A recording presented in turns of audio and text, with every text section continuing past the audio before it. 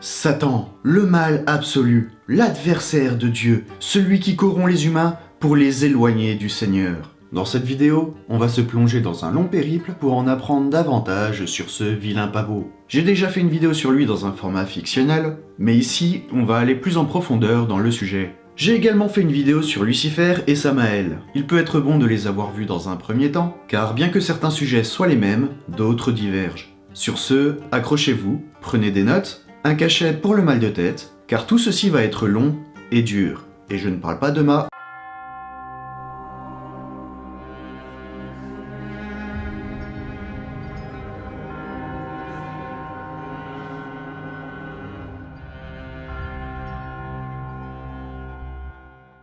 Comme vous le savez sans doute, le terme Satan nous vient de l'Ancien Testament. Et plus précisément le livre de Job, supposé être rédigé entre le 7e et le 4e siècle avant notre ère. Supposé car nous ne possédons pas les livres originaux. La plus vieille version a été retrouvée à Qumran au siècle dernier, dans ce que l'on appelle les manuscrits de la Mer Morte, rédigés 150 ans avant notre ère par ce qu'on suppose être des Esséniens, une branche du judaïsme.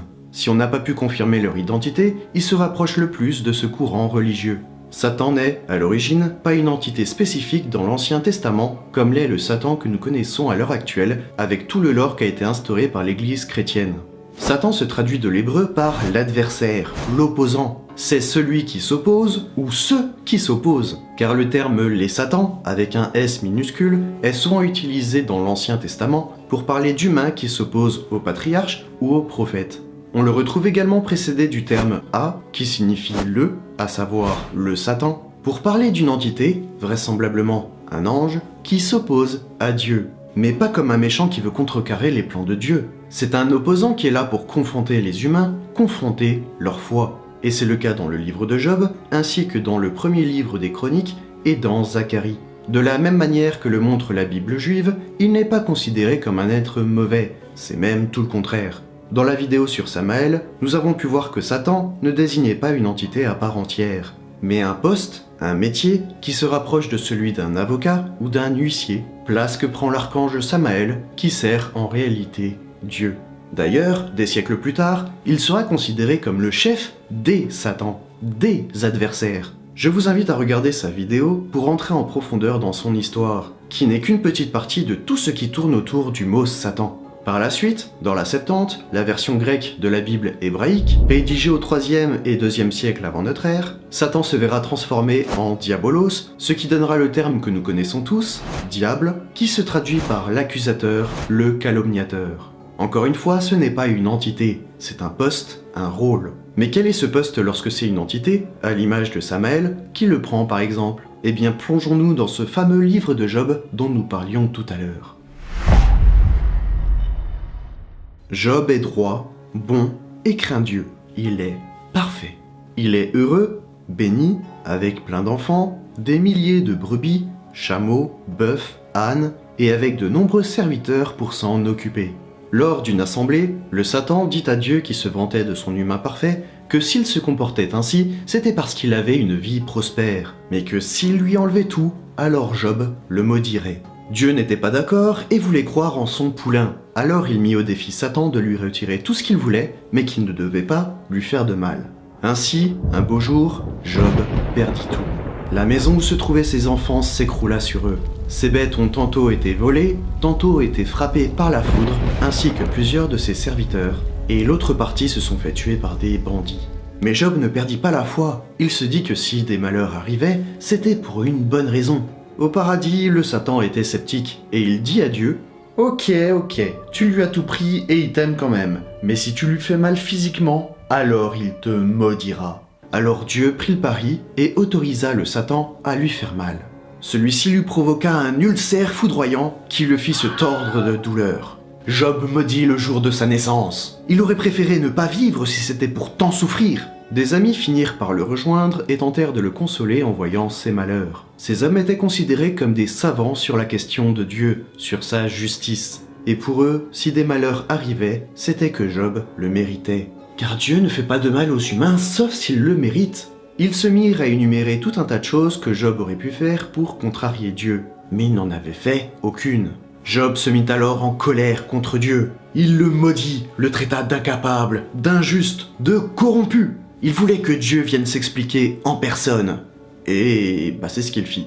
Il apparut dans de gros nuages noirs et montra à Job l'immensité de l'univers, sa complexité, que le moindre détail influence quelque chose, et que le malheur existe, car ce qui est bon pour l'un ne l'est pas forcément pour l'autre. Certes, oui, c'est un travail minutieux. C'est complexe pour la simple pensée humaine de comprendre le fonctionnement de l'univers, de sa justice. Sauf que là, il n'est pas question de justice, c'est juste un concours de bits pour prouver à Satan que Dieu a raison. Il a fait mourir des gens, des bêtes, fait souffrir atrocement son protégé, juste pour prouver qu'il ne le renierait pas. On ne peut pas dire que ce soit très juste pour le coup. Heureusement qu'après, il lui a redonné tout ce qu'il avait perdu. Bon, il n'a pas fait ressusciter sa famille, mais il lui en a apporté une nouvelle, de nouveaux serviteurs, de nouvelles bêtes, et leur nombre multiplié par 2 comparé à avant. Mais est-ce que ça valait le coup ? Ce passage nous montre que finalement, ce n'est pas le Satan qui est responsable des malheurs de Job, c'est Dieu. C'est lui qui lui a demandé de l'affliger de tous ses malheurs, dans le seul but de vérifier sa dévotion. Passons à présent à la deuxième apparition de Satan, dans le premier livre des Chroniques. Le texte commence par « Satan s'éleva contre Israël ». Première fois où le terme Satan est utilisé sans son préfixe. Il ne désigne en revanche toujours pas une entité diabolique, mais un tentateur de la foi. Satan donc demanda au roi David de faire compter le nombre de sujets qui se trouvaient sur ces terres. David fit envoyer un de ses hommes pour les compter, ce qu'il fit à contre-cœur, car c'était vraiment gonfler son ego que d'aller découvrir combien on possédait de sujets, que c'était mal de faire ça plutôt que de remercier Dieu de l'avoir fait gagner toutes ces batailles. Mais David se dit qu'avec assez de monde et de ressources, il pourrait se passer de l'aide de Dieu. Son homme alla quand même compter le peuple, mais pas tous. 1 million d'hommes aptes au combat en Israël et un peu moins de 500 000 pour Juda. Pas mal! Surtout qu'à cette époque, on n'était pas à 8 milliards. Sauf que ça n'a pas plu à Dieu qui frappa Israël. Il fit 3 propositions de fléau à David en passant par son devin. 3 ans de famine, 3 mois où Israël serait attaqué de toutes parts par ses ennemis et où il serait blessé, ou 3 jours pendant lesquels l'épée de l'Éternel et la peste seraient dans le pays, et avec l'ange de l'Éternel qui apporterait sa destruction sur tout le territoire. Préférant subir les fléaux de la main de Dieu et non de celle des hommes, il choisit la 3e option. Alors Dieu propagea la peste, tuant 70 000 Israéliens. Il envoya ensuite l'un de ses anges semer la destruction, puis, voyant tous ces malheurs, il fut pris de remords et arrêta ce massacre. Il demanda alors à David de faire construire un temple à son honneur pour se faire pardonner. Une fois de plus, ce passage nous montre que Satan n'a rien fait de trop grave.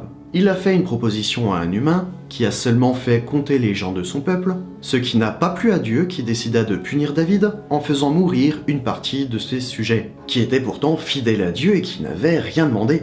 On retrouve un passage similaire dans le 2e livre de Samuel, où le chapitre commence pas par Satan qui s'oppose, mais par « La colère de Yahvé s'enflamma encore contre les Israélites ». Cette colère est donc assimilée à Satan, qui est au service de Dieu. On retrouve une 3e apparition de Satan dans le livre de Zacharie, sauf qu'il n'apparaît pas dans la réalité, mais dans un rêve. Après que les Hébreux se soient enfuis vers Jérusalem, Zacharie et Agé entreprennent la reconstruction du temple de Dieu. Lors d'un rêve, Dieu fit voir 8 visions à Zacharie, dont l'une du prophète Josué qui se trouve en face de l'ange de l'Éternel avec Satan à sa droite. Et celui-ci dit que c'est une honte qu'il se présente devant Dieu dans ses habits sales, qui sont le symbole des péchés d'Israël. L'ange de l'Éternel fit taire Satan et fit retirer à Josué ses vêtements sales pour les remplacer par des neufs. Et voilà. Cette 3e apparition de Satan, qui s'offusque juste de la tenue d'un homme face à Dieu, n'est pas digne du grand vilain que la figure du diable prendra par la suite. Avant de passer au Nouveau Testament, parlons d'un texte apocryphe qui aura une grande importance dans ce que le christianisme fera de la légende de Satan. Le livre d'Enoch, l'un des ouvrages trouvés à Qumran et qui est canon pour l'église orthodoxe éthiopienne. J'ai déjà parlé plusieurs fois de cet ouvrage, notamment dans la vidéo sur les veilleurs et les néphilim, mais je vais faire un petit rappel. Dans cet ouvrage, écrit entre le 3e et le 1er siècle avant notre ère, il est question de la chute des anges, appelés veilleurs ou observateurs, chargés d'observer les humains, avec à leur tête l'ange Samyaza. Manque de bol, ils trouvèrent que les femmes humaines étaient si belles qu'ils en tombèrent amoureux. Comment leur en vouloir? Les femmes sont les plus belles créatures de la terre. Ils décidèrent de les séduire, couchèrent avec, donnant naissance à des enfants, les Néphilim, des êtres mi-anges, mi-humains, plus grands, plus forts que la moyenne, extrêmement voraces et malheureusement très violents. Ils tuèrent de nombreuses personnes une fois à l'âge adulte et dévoraient tout le bétail qu'ils pouvaient trouver, n'étant jamais rassasiés. De plus, les anges ont enseigné aux humains des sciences qu'ils n'étaient pas censés connaître, comme la métallurgie des armes et des armures et la fabrication de bijoux et de maquillage. Dieu n'était pas du tout ravi de cela, et il envoya ses 4 archanges, Michael, Gabriel, Raphaël et Uriel, pour massacrer les femmes et les enfants et enchaîner les anges qui ont fauté. Puis, il déclencha un violent déluge afin de faire table rase, puis recommencer sur des bases saines avec la famille de Noé.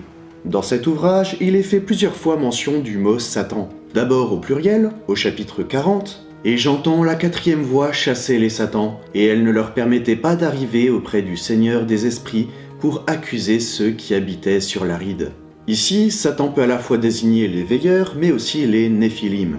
Puis, au chapitre 65, puis un ordre sortit de devant la face du Seigneur au sujet de ceux qui habitent l'Aride, afin que s'accomplisse leur ruine, car ils ont connu tous les secrets des anges et toute la violence des Satans. Ici, le terme Satan est utilisé spécifiquement pour parler des Néphilim. Puis, Satan est utilisé pour parler d'une entité en particulier. Au chapitre 53, « Car je vis tous les anges du châtiment s'établir et préparer tous les instruments de Satan », à savoir des instruments destinés aux rois et aux puissants de la terre. Et au chapitre 54, les 4 archanges saisissent les veilleurs et les jettent enchaînés dans la fournaise ardente, afin que le Seigneur des esprits les châtie de leur iniquité, car ils se sont fait les serviteurs de Satan, et ils ont entraîné au péché ceux qui habitent sur l'Aride. La question qu'il faut se poser maintenant, c'est est-ce que Satan désigne Samyaza, qui était le chef des veilleurs, ou une autre entité qui s'appelle Satan? Le 3e livre d'Enoch, écrit au 4e et 5e siècle, nous parle d'un Satan comme étant une entité spécifique. Au chapitre 26, il est dit que Satan siège en compagnie de Samaël, le chef des accusateurs. Accusateur qui est aussi la traduction du nom de Satan, ce qui est un peu bizarre. De plus, ça voudrait dire que Samaël, qui plus tard est désigné comme étant Satan avant sa chute, et Satan sont différents. Ça voudrait dire aussi que Satan n'est pas le chef des Satans, mais que c'est Samaël, puisqu'il est le chef des Satans, des accusateurs, comme on l'a mentionné à plusieurs reprises. Cet ouvrage pose plus de questions qu'il n'en élucide. Passons au Nouveau Testament dans ce cas, où Satan est mentionné bien plus que nulle part ailleurs. Commençons par l'évangile de Matthieu, au chapitre 4, qui est d'ailleurs le même que l'évangile de Luc. Ce passage est bien connu, puisque c'est le moment où Jésus est tenté dans le désert par Satan, dit aussi le diable. Jésus est transporté dans le désert par l'Esprit, jeûna 40 jours et 40 nuits, puis il eut faim. À ce moment, le tentateur, comme il l'appelle, s'approcha de lui pour le convaincre de transformer des pierres en pain, et ainsi il pourrait manger. Ce à quoi Jésus répliqua: « Il est écrit, l'homme ne vivra pas que de pain seulement, mais de toute parole qui sort de la bouche de Dieu. » Je ne savais pas que des mots pouvaient remplir l'estomac, mais visiblement ça a convaincu le diable. Ensuite, celui-ci les transportèrent au sommet du temple de Dieu à Jérusalem et lui dit de sauter en bas, car d'après les écrits, des anges viendraient le porter pour que son pied ne heurte pas une pierre. Ce à quoi Jésus répondit: « Il est aussi écrit, tu ne provoqueras pas le Seigneur, ton Dieu. » Tu parles d'une provocation. Satan cherche visiblement à ce que soit prouvé ce qui est écrit dans les textes, rien de plus. Ensuite, le diable les transporta une 3e fois, sur le sommet d'une montagne, là où il voyait tous les royaumes de la terre, et il lui fit une offre. S'il s'agenouille et l'adore, alors le diable lui donnera tous ses royaumes. Ce à quoi Jésus répondit: « Retire-toi, Satan! En effet, il est écrit, c'est le Seigneur, ton Dieu, que tu adoreras, et c'est lui seul que tu serviras. » Sur ces mots, le diable le laissa. Ce passage nous montre 3 tentations. Le besoin matériel, avec la transformation des pierres en pain pour se nourrir, satisfaisant un besoin immédiat, la reconnaissance publique, où on le tenta de prouver les écrits aux gens, et enfin la puissance qui serait donnée s'il s'agenouillait. Ici, ce Satan est là pour mettre à l'épreuve Jésus, pour qu'il prouve sa fidélité, mais sans animosité ou violence, il est là comme adversaire pour éprouver sa foi. C'est pas pour rien qu'il est envoyé là-bas, c'est justement pour y être tenté. D'ailleurs, un diable dans le désert, ça ne vous rappelle rien? Le démon Azazel, à qui les Juifs envoient un bouc en sacrifice dans le désert, afin que leurs péchés soient pardonnés. se pourrait-il que ce diable soit lui, justement? Passons au chapitre 12, lorsque Jésus, bon comme toujours, décide de soigner un homme possédé qui est sourd et aveugle. Et cette action n'a pas plu aux pharisiens, une autre branche du judaïsme différente des Esséniens que nous avons vus tout à l'heure. Ça ne leur a pas plu car c'était le jour de Shabbat, un jour où les Juifs ne sont pas censés travailler, faire d'efforts, sauver une brebis qui se noie ou un malade. Cela étant contre la religion, ils accusèrent Jésus d'utiliser les pouvoirs de Belzéboul, prince des démons. À cela, Jésus répliqua « Tout royaume divisé contre lui-même est dévasté, et toute ville ou maison divisée contre elle-même ne peut subsister. Si Satan chasse Satan, il est divisé contre lui-même. Comment donc son royaume subsistera-t-il » Et oui, il vient de soigner un possédé par un diable. Donc ce serait un coup contre son camp qu'un diable chasse un autre diable. Et finalement, Satan n'est pas directement en cause, tout comme dans le chapitre suivant, le chapitre 13. Dans celui-ci, Jésus explique la parabole de la mauvaise herbe dans les champs à ses fidèles. Jésus conseille de laisser pousser le blé et l'ivraie jusqu'à la moisson, sous-entendant qu'il fallait laisser les croyants et les non-croyants coexister. Car au jour de la moisson, les anges rassembleront les enfants du malin, l'ivraie, et les sépareraient des enfants du royaume, le blé. Les justes seront rassemblés dans le royaume de Dieu, tandis que les méchants subiront le jugement. Le diable étant cité pour parler des incroyants. Au chapitre 16, alors que Jésus est condamné, il explique à ses disciples qu'il doit souffrir et être tué, mais qu'il ressuscitera 3 jours plus tard. Forcément, ses fidèles n'étant pas joasses, ils essayèrent de l'arrêter au nom du Seigneur. Ce à quoi Jésus répondit « Arrière, Satan, tu es un piège pour moi, car tes pensées ne sont pas celles de Dieu, mais de celles des hommes. » Ici, Satan est en réalité Pierre, qui réfléchit en tant qu'humain et qui ne connaît pas la volonté de Dieu. Il s'oppose donc à Jésus comme adversaire. Encore une fois, au chapitre 25, on parle du diable sans qu'il ne soit directement question de lui. Jésus cherche à éloigner tous ceux qui ne l'ont pas aidé. Il les maudit, leur commandant d'aller dans le feu éternel qui a été préparé pour le diable et ses anges. On peut en conclure que dans cet épître, Satan n'est réellement présent qu'une seule fois, et seulement pour jouer les tentateurs de Jésus, rôle que le nom de Satan définit. Passons maintenant à l'évangile de Marc, qui est très similaire à celui de Matthieu en ce qui concerne Satan.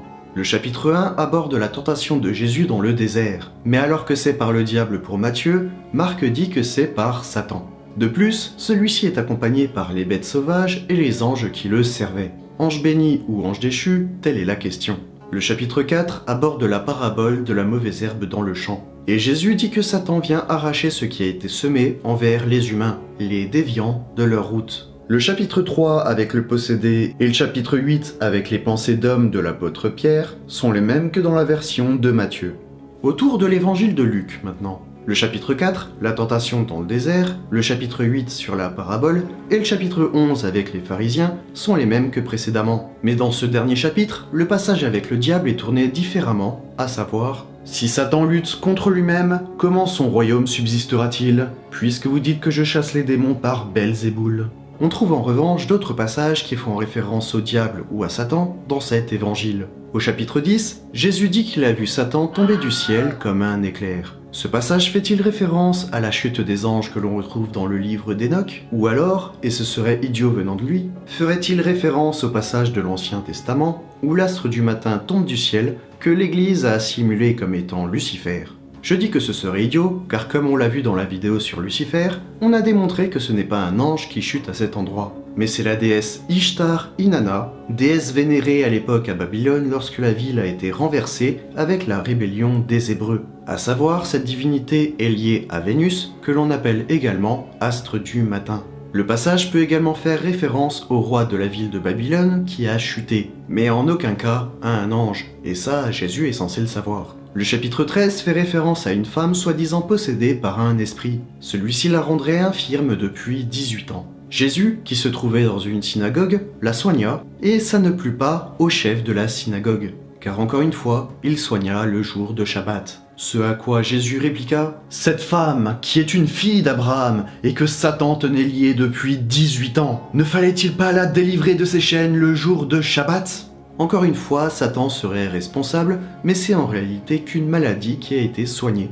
Le chapitre 22 est un autre passage très connu, celui de la trahison de Judas qui vendit Jésus au chef des prêtres et chef de la garde contre une poignée d'or. il est dit que c'est Satan qui entra dans la bouche de Judas pour qu'il trahisse Jésus. Ainsi, Jésus, appelant Pierre par son nom de naissance, à savoir Simon, l'informe que Satan va leur faire subir une épreuve. « Simon, Simon, Satan vous a réclamé pour vous passer au crible comme le blé. Mais moi, j'ai prié pour toi, afin que ta foi ne disparaisse pas. Et toi, quand tu seras revenu à moi, affermis tes frères. » Peut-on vraiment accuser une entité d'être rentrée dans la bouche d'un homme pour trahir, et pas plutôt la cupidité, caractéristique aux humains ? Dans l'évangile de Jean, cet autre passage avec la trahison de Judas est le seul moment où on parle de Satan, au chapitre 13. Lors de la scène, le dernier repas de Jésus, alors que Judas avait déjà fomenté son complot, il était attablé avec Jésus qui lui donna un morceau de pain. Dès que Judas eut pris le morceau, Satan entra en lui. Jésus lui dit « Ce que tu fais, fais-le rapidement ». Ce texte indique que Satan entre dans la bouche de Judas une fois qu'il a reçu ce morceau de pain. Cela souligne symboliquement que Judas a succombé aux tentations de Satan. Ce n'est pas le pain en lui-même qui contient Satan, c'est une représentation du choix de Judas de trahir Jésus sous l'influence de Satan, ou comme je l'ai dit plus tôt, de la cupidité humaine. Maintenant que les évangiles sont faits, passons aux épîtres. Mais ne vous inquiétez pas, je vais vous réveiller, parce qu'on va parler de sexe, et même visiblement d'inceste. Trop bien.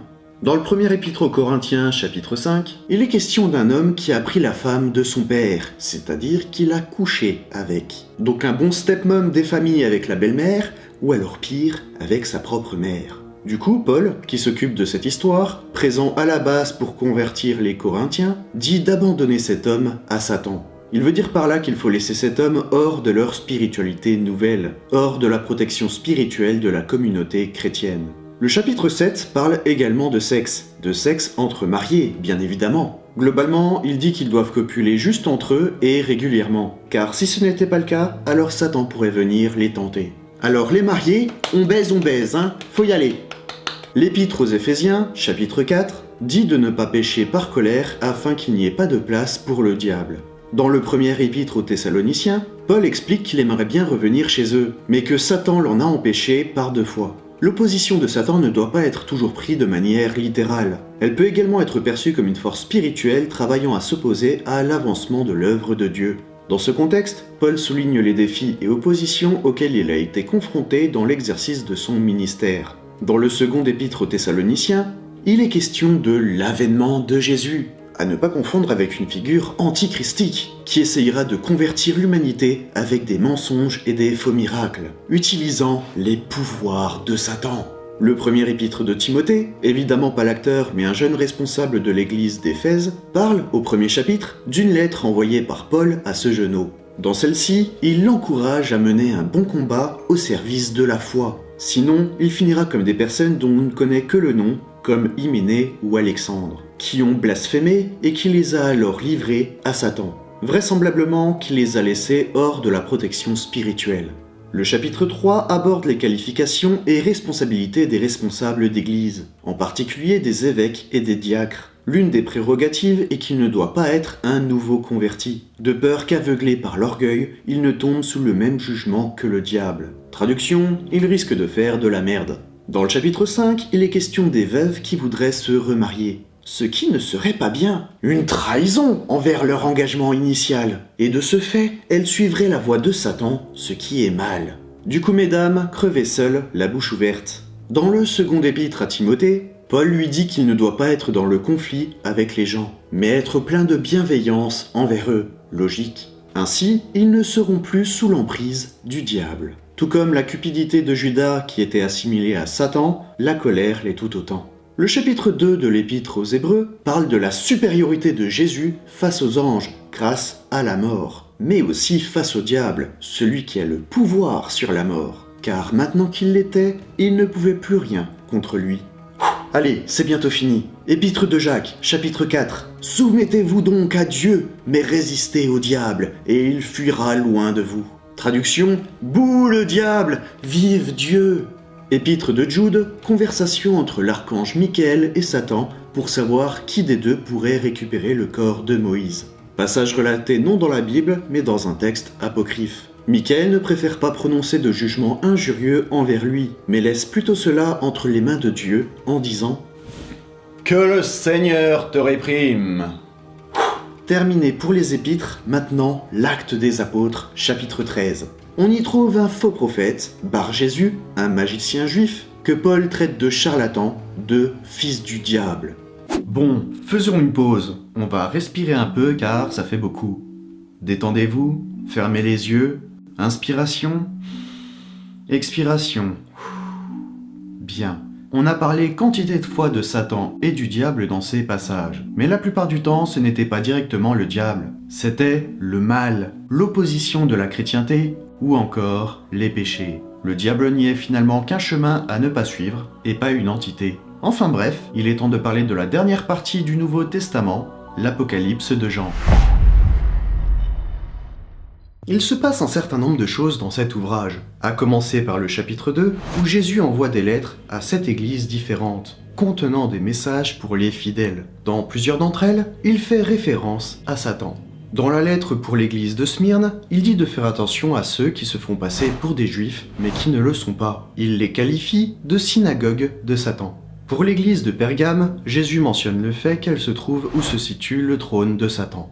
On retrouve plusieurs interprétations de ce passage. L'une d'elles est que la ville, étant sous un culte impérial des provinces d'Asie, à qui on a demandé de faire le choix entre Jésus et l'empereur. Vu que c'est contre Jésus, on qualifie l'endroit de trône de Satan. Pour l'église de Thyatire, Jésus explique que l'une de leurs doctrines est erronée, voire hérétique, influencée par le gnosticisme, considéré comme faisant partie des profondeurs de Satan. Enfin, pour la dernière église, celle de Philadelphie, qui se trouve au chapitre 3, il est également fait mention de la synagogue de Satan, comme pour l'église de Smyrne. Tous ces passages ne parlent donc pas directement de Satan, mais de choses qui sont contre la foi chrétienne, soit le poste d'adversaire dont se traduit Satan. C'est ensuite que nous avons l'apparition d'un Satan, au chapitre 12, sous une forme matérielle, celle d'un dragon. Un immense dragon rouge-feu, possédant 7 têtes, 10 cornes, chaque tête étant couronnée d'un diadème. Et il fit tomber un tiers des étoiles, à savoir des anges.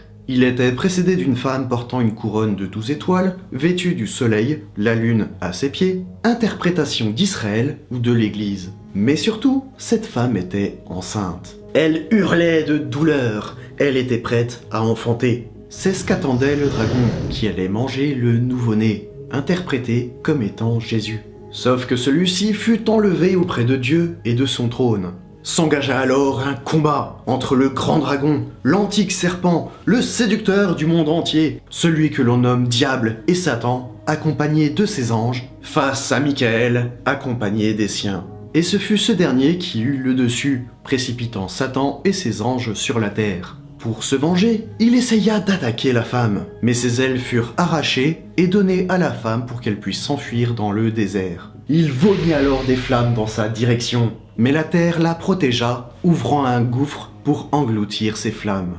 Ne pouvant attaquer cette femme, il annonça qu'il s'en prendrait à ses descendants. L'interprétation de ce passage serait donc la fameuse chute de Satan et de ses anges. Finalement, à l'aube de l'humanité, parce que si on y réfléchit bien, si le dragon se fait arracher ses ailes, à quoi ressemble-t-il?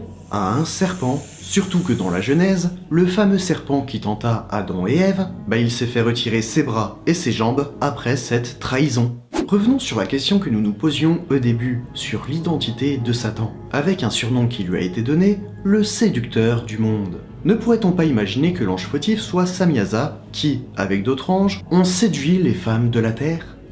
Non du coup, car cet événement s'est déroulé juste avant le déluge avec Noé, et donc il y avait déjà des humains. Ça voudrait dire qu'il y a eu 2 chutes d'anges? Étrange.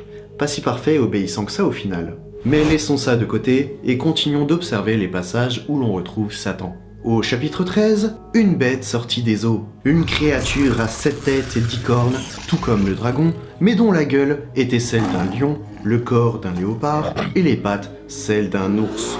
C'était la bête de l'Apocalypse, l'Antéchrist, accompagné de son faux prophète qui fera en sorte que la terre l'adore et le craigne. Le dragon lui procura tout un tas de pouvoirs, notamment celui de la guérison.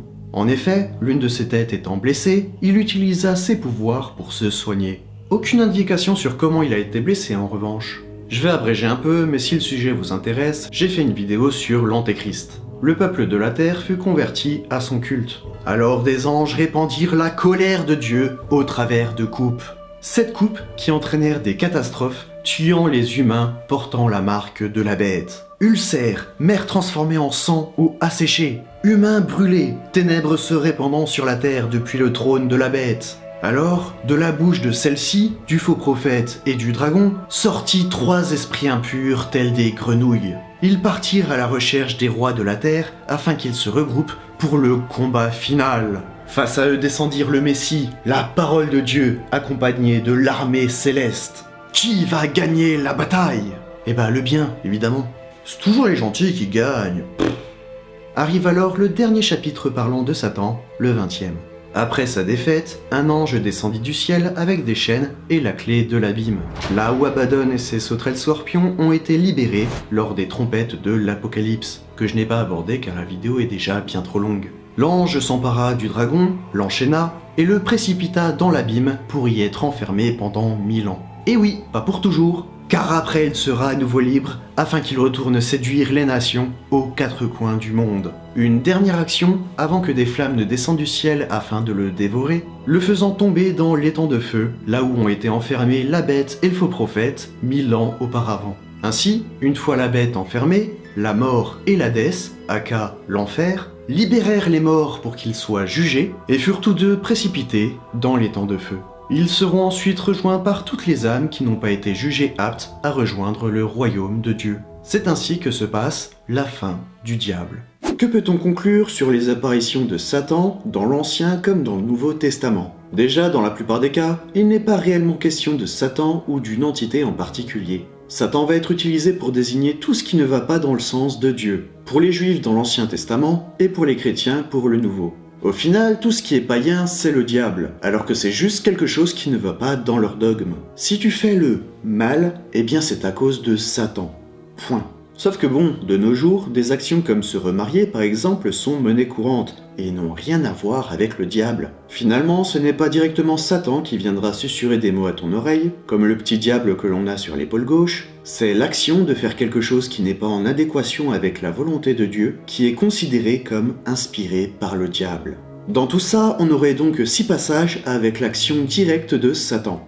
Job, David, Zacharie, et encore c'est juste un rêve, le désert, Satan tombé du ciel comme un éclair, Satan en dragon de l'Apocalypse. Pour le livre de Job, c'est Dieu qui demande à Satan d'éprouver Job, c'est son rôle. Pour le livre de David, Satan teste sa foi pour vérifier qu'il n'ait pas l'orgueil, avec tous les gens qu'il dirige, de renier Dieu, ce qui a entraîné la mort de milliers de personnes. Bon, pour Zacharie, c'est juste un rêve, et il disait juste que le mec était trop sale pour se présenter ainsi devant Dieu. Satan qui tombe du ciel tel un éclair, c'est sûrement une référence à la bataille où il chute dans l'Apocalypse. Et pour finir, Satan sous la forme du dragon rouge, toujours dans l'Apocalypse. Et comme on l'imagine bien, il n'est pas directement descendu du ciel avec avant lui une nana enceinte à qui voulait bouffer son bébé. Tout ça, c'était que des métaphores. La femme enceinte représente Israël ou l'église chrétienne, l'enfant Jésus, et le dragon c'est le mal, tout ce qui n'est pas selon la loi de Dieu. Et c'est la même chose pour le reste de l'Apocalypse. Résultat, on aurait donc bien un Satan qui ait un poste, un rôle,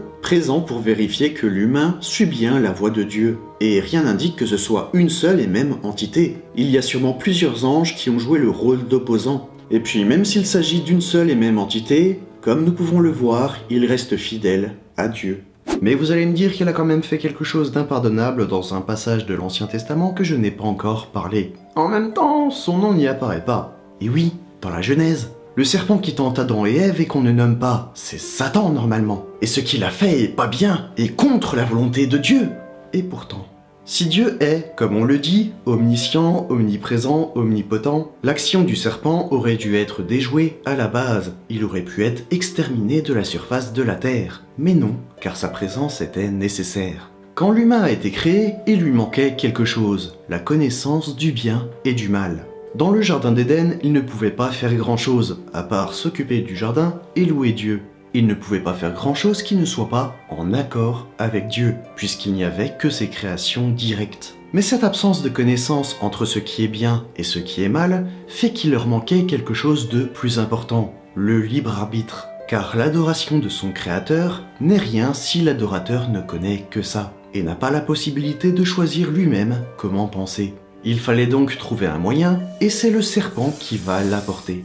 Dieu a interdit une seule et unique chose, manger du fruit de l'arbre de la connaissance. C'est le seul truc interdit. Il aurait pu dégager l'arbre, mettre une clôture, mais il ne l'a pas fait. Pourquoi, à votre avis? Pour que l'humain se trompe, pour qu'il fasse une erreur, pour qu'il prenne lui-même une décision qui va à l'encontre de ce que Dieu a décidé, poussé par le serpent. D'ailleurs, il est possible que le fruit en lui-même soit tout à fait normal et n'apporte rien. C'est en réalité la décision de désobéir à Dieu qui a fait naître le libre arbitre. Et comme c'était contre les ordres, ils ont pu expérimenter ce qui était mal. On accuse le serpent d'avoir tenté, d'être responsable, mais le seul responsable, c'est l'humain.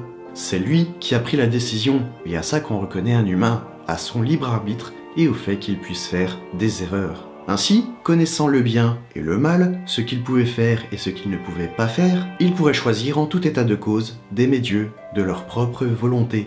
Voici donc ce qui conclut les actions de Satan en tant que tel, car Satan est un rôle. Mais si c'est un rôle qui est derrière cela, est-ce que c'est un ange spécifique qui a été désigné à ce poste? À cela, nous avons plusieurs options. Pour commencer et pour vite le dégager, nous avons le personnage de Lucifer. Mais comme on l'a vu, cette entité n'existe pas. Son nom latin Lucifer nous vient d'une entité grecque, Eosphoros, symbolisant l'étoile du matin, c'est-à-dire la planète Vénus, et qui finalement, dans le passage d'Isaïe, parle d'une autre entité, Inanna/Ishtar, divinité vénérée à Babylone. De plus, dans la Vulgate, la traduction latine de la Septante, la Bible grecque, Lucifer est également utilisé pour parler de Jésus. Du coup, si Jésus porterait le même nom que Lucifer, qui est désigné comme étant le diable, ça la foutrait mal. Pour ça d'ailleurs qu'ils ont dégagé le terme Lucifer au final. Ensuite, nous avons Samyaza, le chef des anges qui a chuté dans le livre d'Enoch. Mais c'est parce que lui et ses anges avaient copulé avec des femmes humaines. Ils sont donc arrivés bien plus tard, après la chute d'Adam et Ève. Donc à moins qu'il n'ait chuté 2 fois, ça ne peut pas être lui. Vient ensuite Bélial, considéré comme un démon, mais qui était un ange à la base. De plus, dans les textes de Qumran hors Ancien Testament, à part 1 ou 2 fois dans les morceaux qui ont été restaurés, il n'est pas question de Satan, mais de Bélial, l'ange des ténèbres, le chef des fils de la perdition. Et comme c'est les plus anciens écrits qu'on a retrouvés, on peut se demander si ce n'était pas son nom à l'origine. On le retrouve également dans l'Ancien Testament pour parler des fils de Bélial, qui ont le même rôle que les fils de Satan. Ce sont des méchants, c'est le mal, à l'opposition de Dieu, des justes, du bien. Nous avons ensuite Mastema, présent dans le livre des Jubilés, et dont le nom signifie hostilité, haine. Il n'a pas l'air sympa, lui. Mastema est associé à des fonctions liées à la tentation et au test des justes. Il est présenté comme un ange qui sollicite Dieu pour tester les fidèles et les amener à pécher. C'est donc une identité potentielle pour notre ange. Vient enfin Samaël, l'ange de la mort, qui se trouve à la gauche de Dieu, tandis que Michael se trouve à sa droite. Son rôle est également de tenter les humains, sous les ordres de Dieu, pour qu'une fois qu'il passe l'arme à gauche, il puisse accéder à une nouvelle vie, au paradis.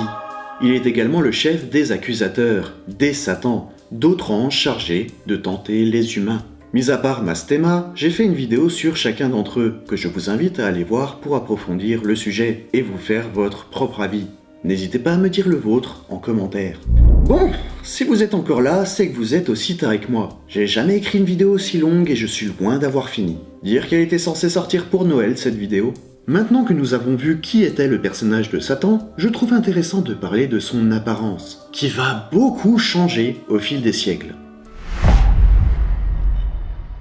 Mis à part les références au serpent et au dragon, le diable n'avait pas de forme définie au début. Il a donc pris tout un tas d'apparences différentes. Très souvent, c'était des apparences animales, chien, chat, âne, tout comme les démons d'ailleurs. Avec le peu d'imagination qu'ils devaient avoir à l'époque, les animaux et les mélanges d'animaux étaient ce qu'il y avait de plus probable concernant la forme des démons. Mais les animaux ne sont pas les seules formes que le diable aurait revêtues. On a parfois le cas de plantes, comme des souches d'arbres, mais aussi d'hommes à la peau noire, avec des cornes, des oreilles d'âne et un gros engin.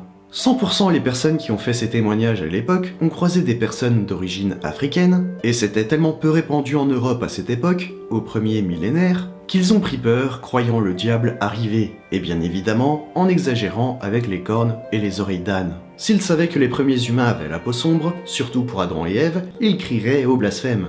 Vient ensuite, vers le 5e et 6e siècle, avec tout le lore qui se crée grâce à la Vulgate autour d'un ange déchu, Lucifer, décrit comme le plus beau et fidèle des anges, mais qui se révolta contre Dieu, se prenant pour lui apparemment. Il prit alors une forme angélique, mais tout le monde n'était pas d'accord sur l'ordre auquel il appartenait. Archanges, séraphins, chérubins, ils ont tous des propriétés différentes, surtout en ce qui concerne leur nombre d'ailes. Mais bon, un ange, même déchu, ça fait pas très diabolique. Alors on a commencé à lui donner d'autres attributs, comme une fourche, qui rappelle la fourche d'Hadès, dieu des enfers grecs, même si la sienne n'a que 2 pointes. La fourche du diable ressemble plus au trident de Poséidon d'ailleurs. Mais bon, comme on le sait, toute divinité qui n'est pas Dieu, eh bien c'est le diable pour l'église. Puis on commence à transformer ses ailes d'ange en ailes de chauve-souris. On lui ajoute des visages, parfois au ventre, et même aux fesses. Pratique pour s'asseoir.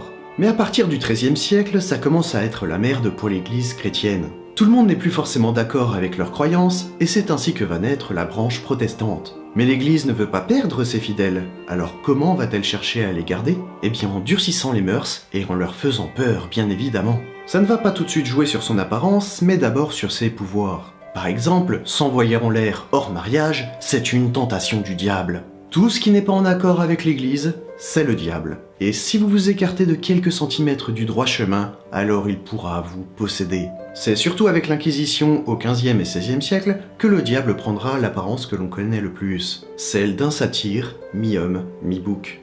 Pour compléter la peur sur les fidèles, on va utiliser d'autres croyances pour transformer le diable en une créature effrayante, permettant de plus d'asseoir leur domination sur les anciens cultes. Dans les inspirations, nous pouvons citer Cernunnos, divinité celte de la forêt, des animaux, de la fécondité. Et la fécondité, c'est mal. C'est marrant quand même, on doit procréer, Dieu nous a donné le moyen de le faire par le sexe, on donne la vie ainsi, mais sinon c'est sale et c'est pas bien. On retrouve également Pan, divinité de la nature grecque, devenu même un dieu universel pour certains. Mais comme c'est des divinités païennes et qu'en plus elles sont à moitié animales, c'est forcément diabolique. Et ça ne peut apporter le bien! Au fil du temps, on ne chercha plus à ce que le peuple aille vers Dieu par amour, ou même qu'il le craigne, on cherchait dorénavant à ce qu'il craigne le diable le plus possible afin qu'il n'aille pas vers lui. Et ce, à coups de persécution et de bûchers. Le diable était devenu le meilleur ami de l'église, lui permettant de manipuler le peuple et de s'en mettre plein les poches. Heureusement, les croyances ont fini par changer. De plus en plus, le diable n'est plus désigné comme étant une entité spécifique qui viendra directement vous corrompre. C'est devenu une image, un symbole, une idée. Et quand on réfléchit, quand on regarde le Nouveau Testament, c'est plutôt comme ça qu'on en parlait. Tout humain pouvait être assimilé à Satan, même un apôtre, car le diable, Satan, finalement, c'est juste quelque chose qui n'est pas en accord avec la volonté de Dieu. Et au final, est-ce qu'il y a vraiment quelque chose de diabolique dans tout ça? Quand tu prends le sexe hors mariage ou le remariage, c'est ridicule de dire que c'est l'œuvre de Satan. Alors qu'à côté, les mariages incestueux, comme on a pu voir dans l'Ancien Testament, tout ça pour garder la pureté de la lignée, les femmes battues, lapidées, traitées comme des poules pondeuses qui n'ont aucun droit, moi, c'est ça que je trouve diabolique. Et un Dieu qui nous crée, qui nous demande de le vénérer toute la sainte journée et qui nous tourmente pour l'éternité si on n'a pas fait ce qu'il voulait, j'appelle pas ça un Dieu bienveillant, mais un tyran orgueilleux. Mais bon, ce n'est que mon avis. Et si j'ai envie de croire en un Dieu, ce n'est pas en un Dieu punisseur comme celui-là. Bien, je ne pense pas avoir grand chose de plus à dire, si ce n'est merci d'être resté jusqu'à la fin dans cette longue vidéo. J'espère que vous n'en ressortirez pas avec trop de séquelles, et moi non plus d'ailleurs. Quand je vois la longueur du texte au moment où j'écris ces lignes, je pleure d'avance à l'idée de faire le tournage et le montage, en redoublant d'efforts pour que ce soit digeste, et malheureusement je pense que c'était quand même très compliqué, et j'en suis désolé. Je remercie tous les tipeurs qui participent au financement de la chaîne, n'hésitez pas à partager cette vidéo, ce serait dommage que vous soyez les seuls à avoir mal à la tête. Ce sera sûrement l'une des dernières vidéos dans ce format. J'ai tout un tas de projets qui arrivent, la chaîne va prendre une nouvelle direction mais j'en parlerai dans une vidéo dédiée. Sur ce, abonnez-vous pour suivre une nouvelle aventure sur YouTube si vous êtes curieux, désabonnez-vous si vous n'étiez juste là que pour la vulgarisation. De toute façon, il n'y a plus de démons à traiter quasiment. Encore merci, et sur ce, je vous dis à la prochaine.